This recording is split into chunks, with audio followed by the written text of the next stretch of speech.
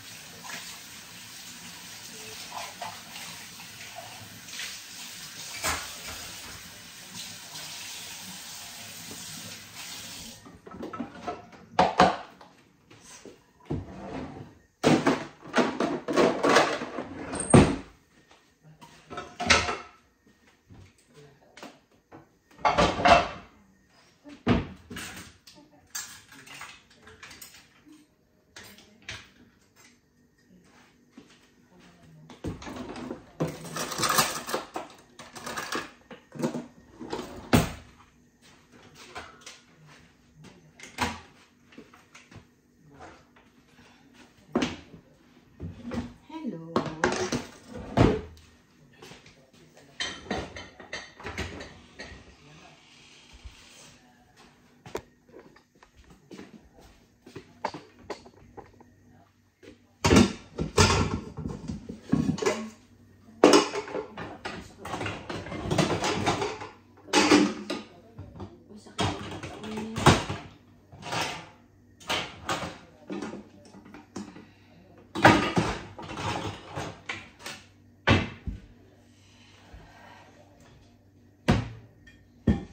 Kusok sa bakuna.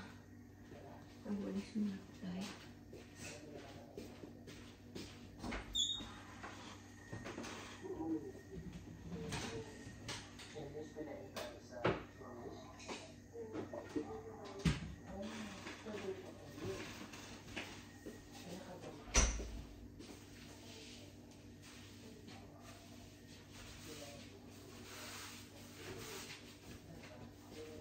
Ulis-ulis lang po ako. Okay.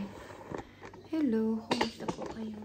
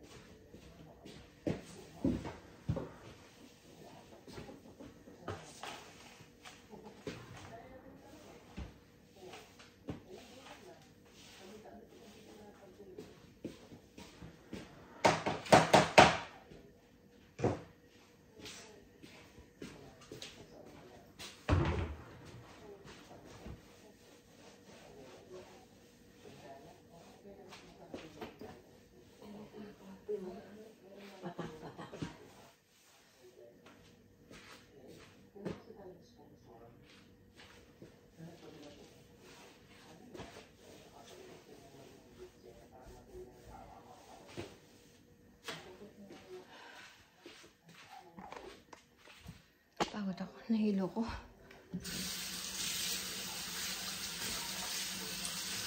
Nahilo ko sa pagluto natin.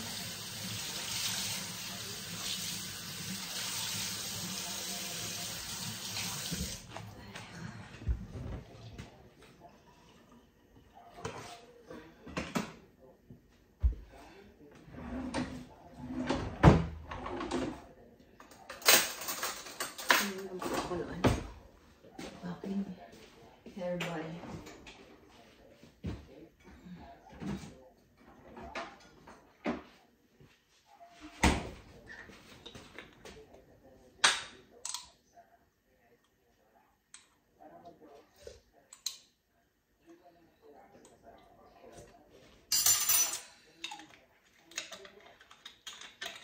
Meron pa to.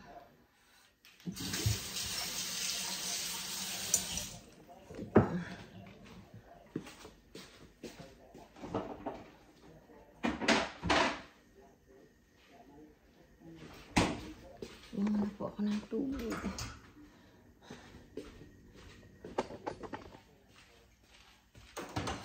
Anong oras na?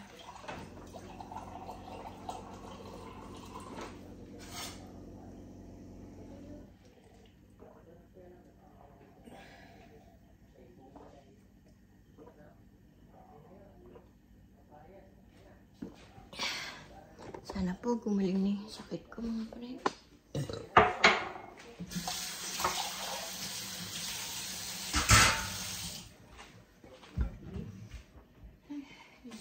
Panginoon.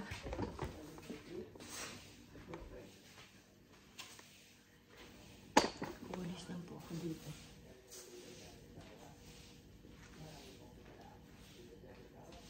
Masama nga po pala. Mainit. So.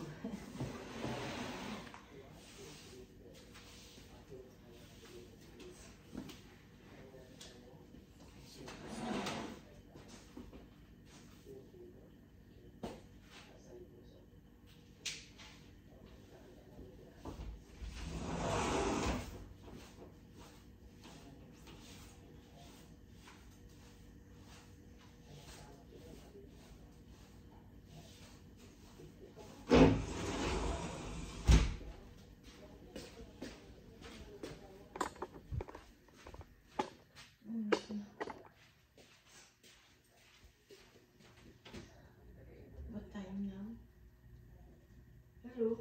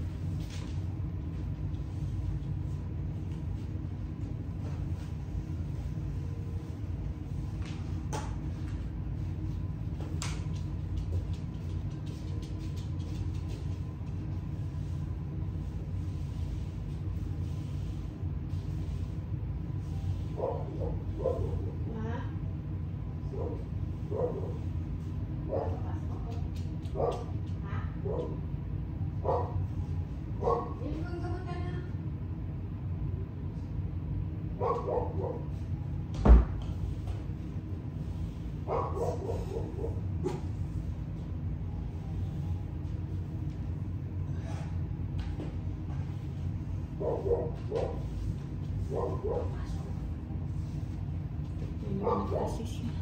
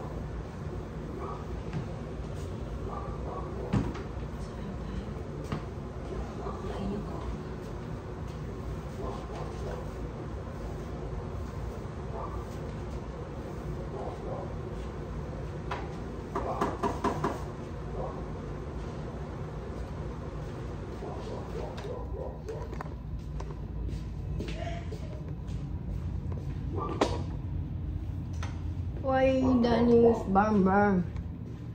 Who's that, Danny? Danny, who's that? Huh?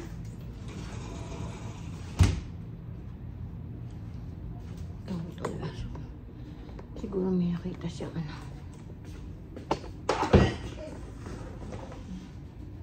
Init.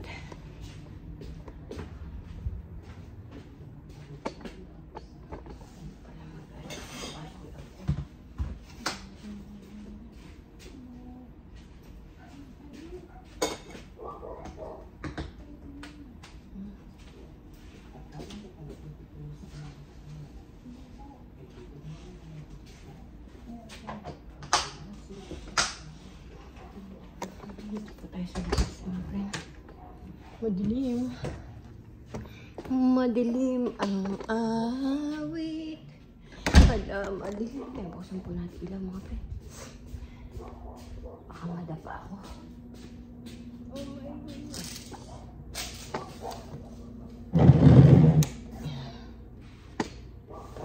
Buksan ko lang po yung ano, garage.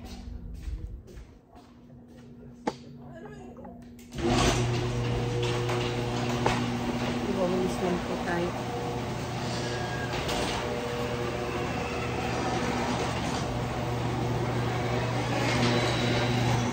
Iwawalis.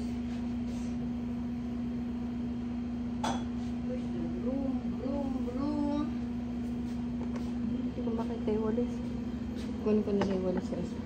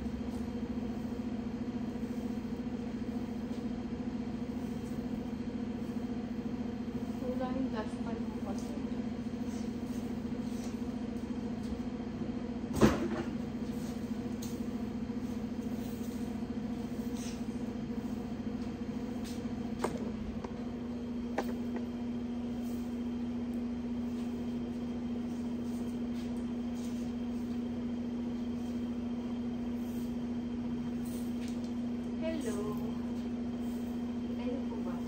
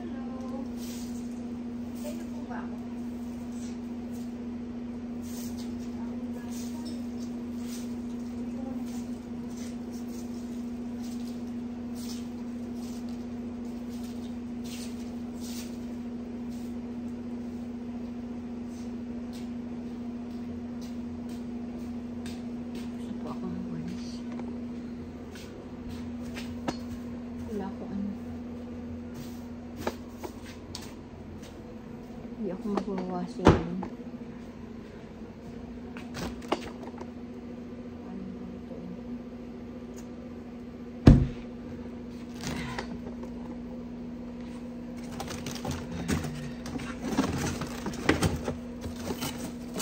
Sa puto, Pamela, Full Milk, La Bakita, Prestige. Hindi ko po alam paano gawin to. Kung paano gagawin sa cheese natin.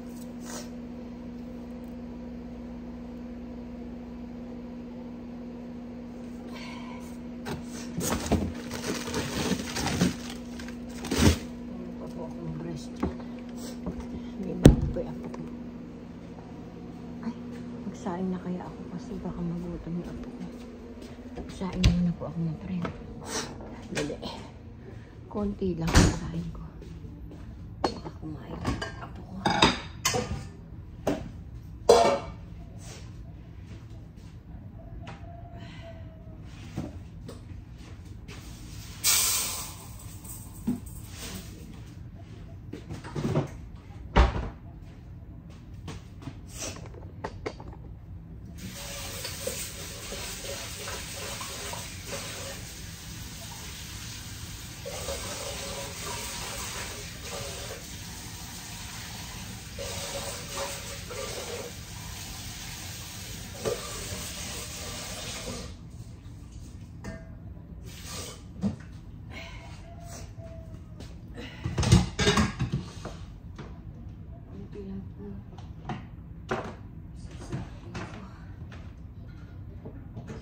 Bigas di po na uubos. Mahal po yung bigas na yun.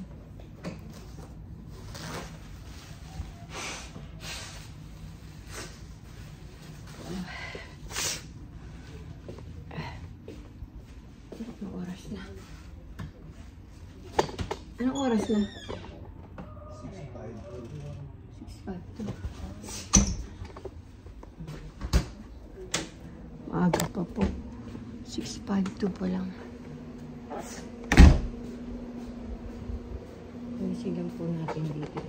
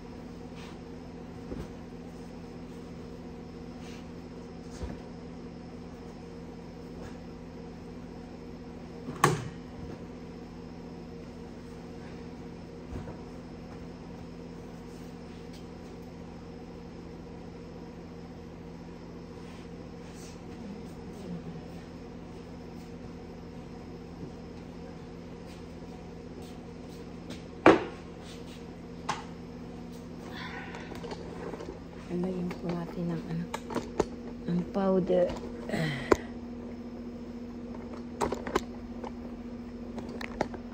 Ano po?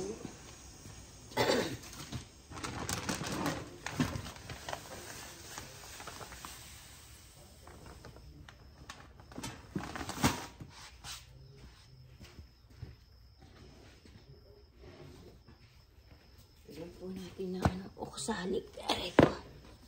Hindi ko lang alam paano pagbukas nito. Ay, ano lang pala.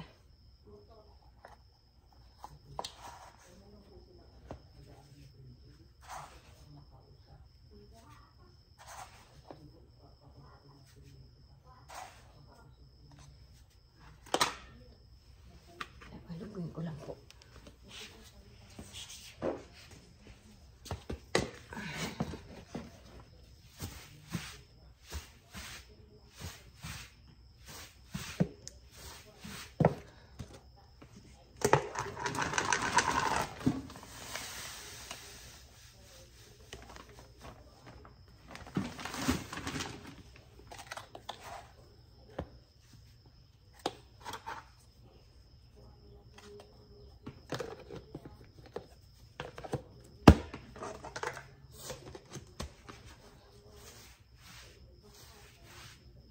Shake ko lang po. Kasi shake ko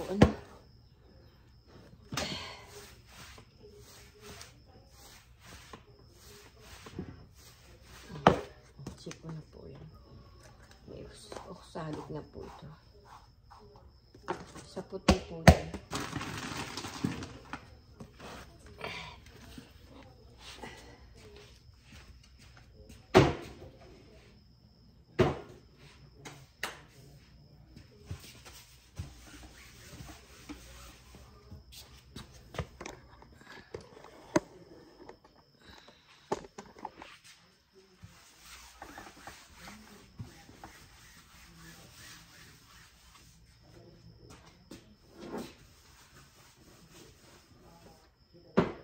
niyo po ba ako?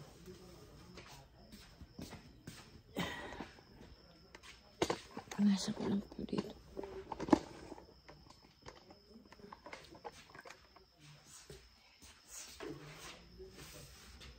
Hindi ko po alam paano paggamit nito. Lysol dito.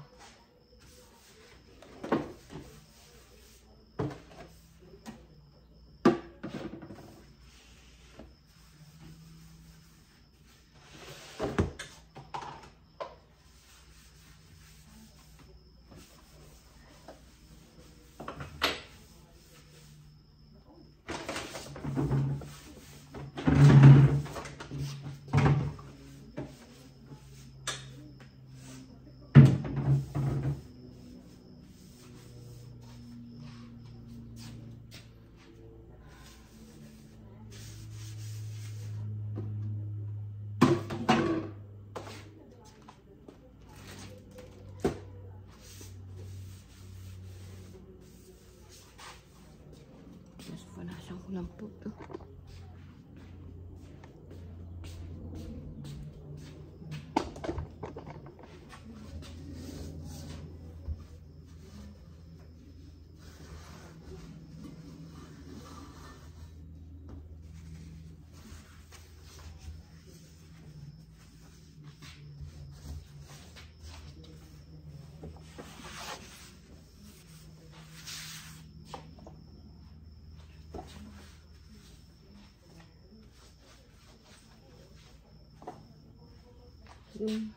Ito pong dryer po namin, hindi umaandar eh. Ay, upo muna po tayo dito mga friend. Aray ko. Wait ko lang po dito anak ko. Ay, pagod po ako.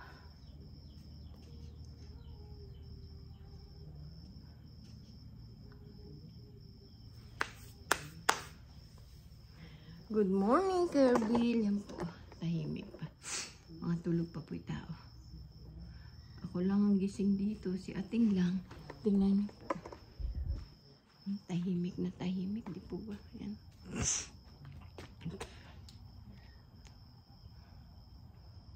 Tahimik sila. Yan. Tahimik. Pati usa, wala pa. Madilim pa mga friend. Si Ating lang ang gising dito. Si Ating lang nasa labas.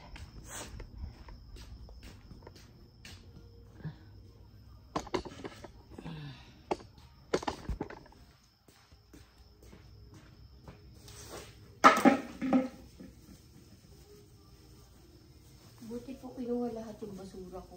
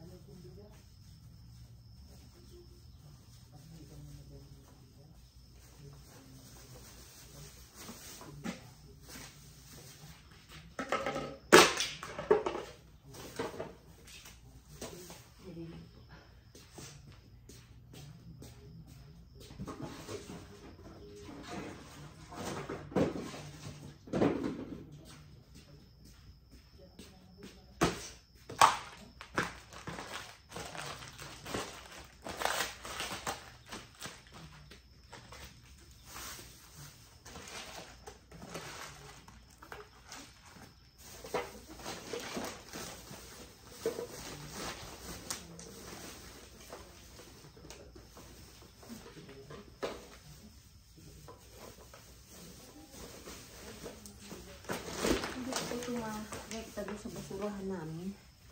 Kailangan po ng plastic bag na malaki. Sasamahin ko po. Pag po hindi po pwede po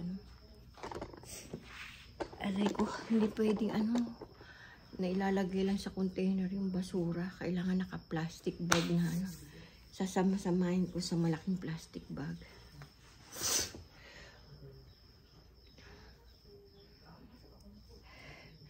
Baka malimutan ng anak ko yung tomato sauce. Magluluto siya mamaya ng sausage. May lagnat yung apo ko. Sabi ko, inom na siya ng gamot. Hindi raw siya papasok.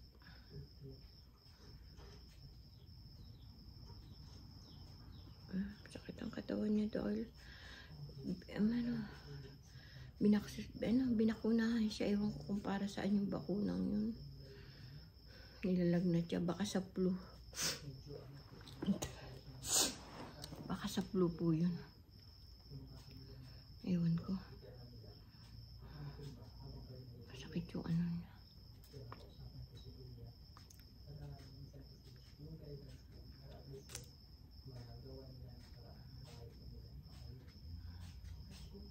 Paano kaya yun ano?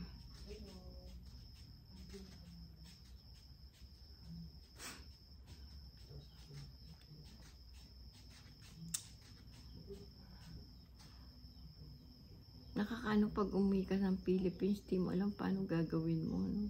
Lalo kung pa-transfer. Yung merong tawag doon. Kamukha na umuwi si Anglito. May stopover pa siya. Ilang oras yun? 4 na oras. Hindi namin alam gagawin ng asawa ko.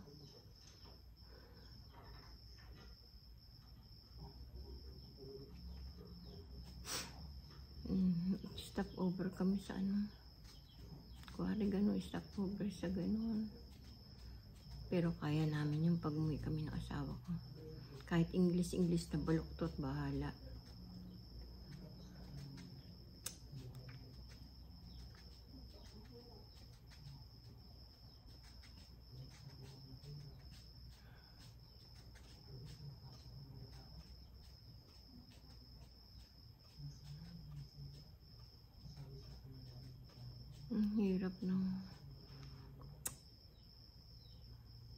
Mahirap nung hindi ka marunong mag-English ng fluent. Kaya kayo mga kabataan, mag-aral kayo mabuti ng English. The best pag marunong kayo mag-English. Kahit sinong makausap nyo. Kahit ano pang lingwa yun, basta marunong kayo mag-English, maintindihan kayo nung kausap nyo.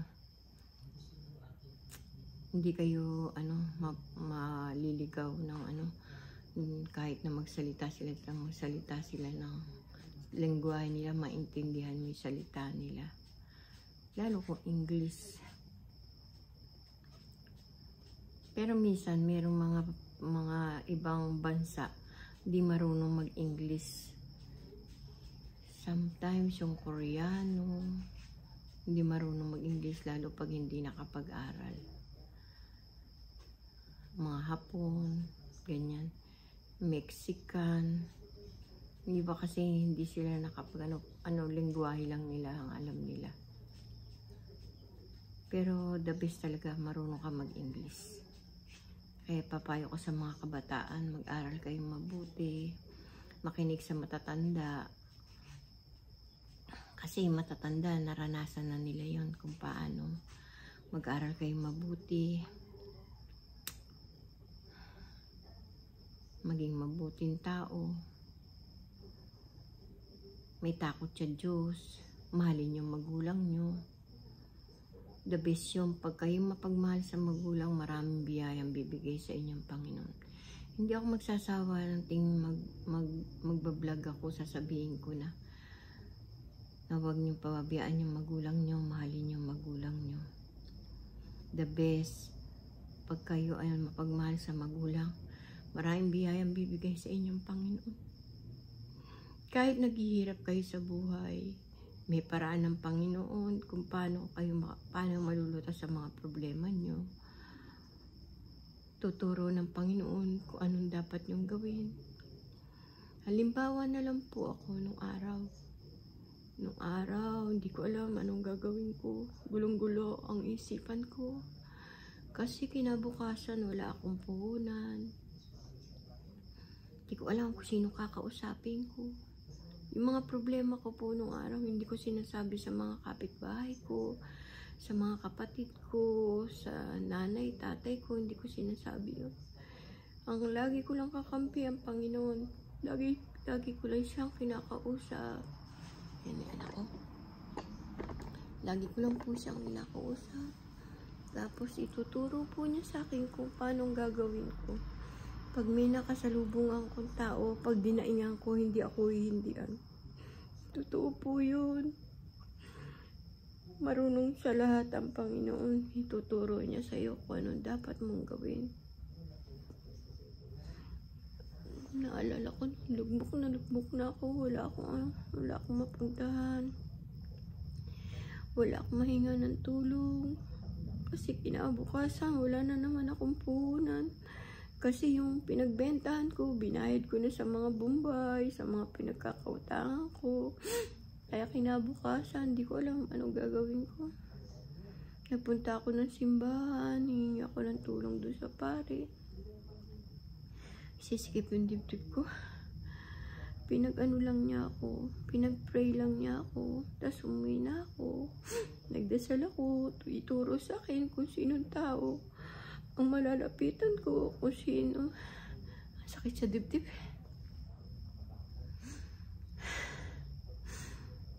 Yun po, umuwi po ako. May nakasalubong akong tao. Nanghiram ako sa kanya.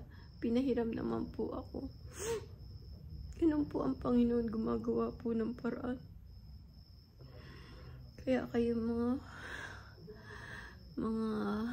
kababayan ko, mga tao, pag may problema po tayo, lapit lang po tayo sa Panginoon. Nakikinig po siya lagi sa atin. Nandiyan lang siya. Iniintay po tayo. Magbalik loob sa Kanya.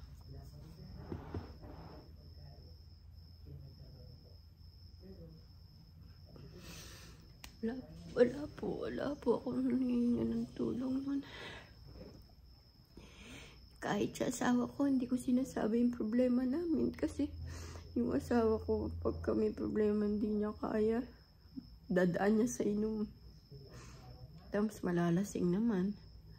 Hindi niya kaya yung mga problema. Kaya kami nalang lumulutas ng mga anak ko ng problema namin. Kasi share ko lang po sa inyo. Kaya kayo po, wag po kayong mawawala ng pag-asa sa buhay. Laging nandyan lang po ang ating Panginoon. Maging mabuti kayo sa magulang nyo. Maraming biyayang bibigay sa inyong Panginoon. Sakit sa dibdib. Sakit sa ulo. Okay po mga kasenyor, ingat po tayo sa ating mga kalusugan. Ingatan po natin kalusugan natin. Mahirap magkasakit, may pera o wala. Lalo po wala tayong pera. Pakisubscribe niyo po yung munting channel ko, Dolores Tupas. Thank you po. Sana po ma-monetize ako. Kaya lang hindi ko pa po alam yung yung 40. Hindi ko po, 40 views ba yun o 40 video, hindi ko po alam yan. 40,000 na live, ewan ko ano ba yun. Hindi ko po alam. Sige po mga friend, bye-bye na po. See you tomorrow. I love you all. Paki-like and share and click notification bell para updated po kayo sa aking munting channel. Huwag po kayo magsasawa sa aking mga video. Mga video ko po, yung mga ginagawa ko lang po dito. Thank you sa mga dati kong subscriber, yung mabago kong subscriber. Salamat po. Mag-comment po kayo sa akin kung anong dapat kong gawin. Thank you po. Bye-bye po. I love you all. God bless always.